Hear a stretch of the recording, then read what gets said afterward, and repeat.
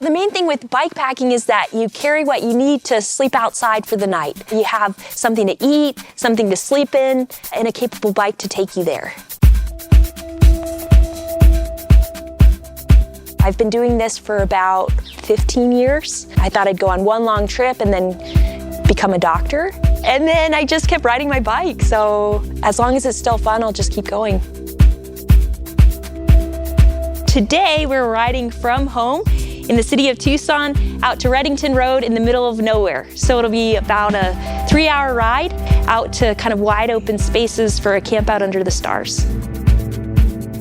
I really started riding bikes as like my first vehicle. I've never owned a car, I don't know how to drive. I feel like this is the way you really get to see a place, is being exposed to the terrain and the weather and everything along the way, but it's not any more complicated. You're just pushing the pedals.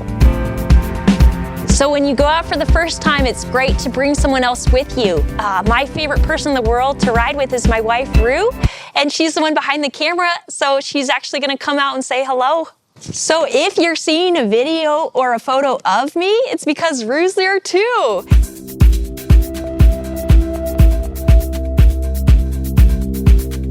Going out for your first time, things you need: a sleeping bag, sleeping pad, depending on the weather, you might need a tent, a simple repair kit, so spare tube, pump, multi-tool, some way to drink water. If you're in a super sunny place, you definitely need sunscreen, chapstick, toothbrush and toothpaste, something to eat, and really that can be anything. As long as you want to eat it, it's a good thing to bring. So this is a hardtail mountain bike. I think a hardtail is kind of the best bike to start with for bike packing because you can really take it anywhere. Okay, so my bike packing hacks. First is to pack the heavier stuff towards the base of the bike. Second is to keep the handlebars light, so sleep stuff up front is good for handling. Third, having your stuff handy that you need while you're riding, so snacks here, GPS here, phone here. Make sure you have water accessible, so hydration pack's perfect. And then fourth is to make sure you have a comfortable setup, and then just go for it. You have so many responsibilities. You have a family, you have work, so it can feel like impossible to have that time to get out there. But the main thing for beginners is to not bring too much stuff.